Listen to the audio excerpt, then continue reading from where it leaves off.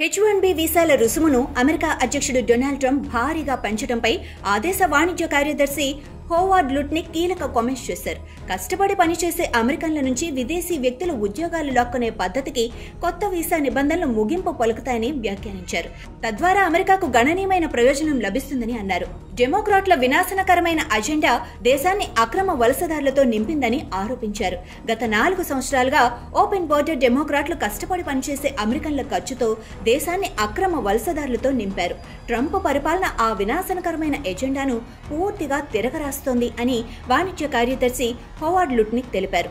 అమెరికాలో పనిచేయడానికి వచ్చే వ్యక్తులు మన దేశానికి గణనీయమైన ప్రయోజనాన్ని అందించాలని ట్రంప్ నిర్ణయాలు హామీ ఇస్తున్నాయి. కష్టపడి పనిచేసే అమెరికన్ల నుంచి ఉద్యోగాలను లాక్కుంటున్న పద్ధతికి ముగింపు పలుకుతాం. ఆర్థిక వ్యవస్థ సద్వినియోగం చేసుకుని ప్రతిఫలంగా ఏమీ అందించకుండా పనిచేసే కార్మికులను తగ్గిస్తాం. అది దేశానికి గణనీయంగా ప్రయోజనం చేకూరుస్తుంది అని తెలిపారు. ట్రంప్ గోల్డ్ కార్డు వీసా ద్వారా అమెరికన్లకు వ్యాపారం, ఉద్యోగాలను సృష్టించగల అత్యున్నత స్థాయిలో ఉన్నత అసాధారణ వ్యక్తులను మాత్రమే తమ దేశం అనుమతిస్తుందని లుట్నిక్ గుర్తించారు.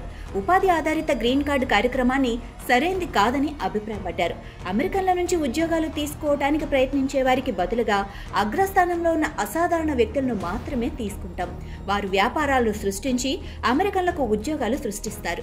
వారు ట్రెజరీకి $100 బిలియన్ల పైగా నిధులను సేకరిస్తారు అని ఆయన అన్నారు.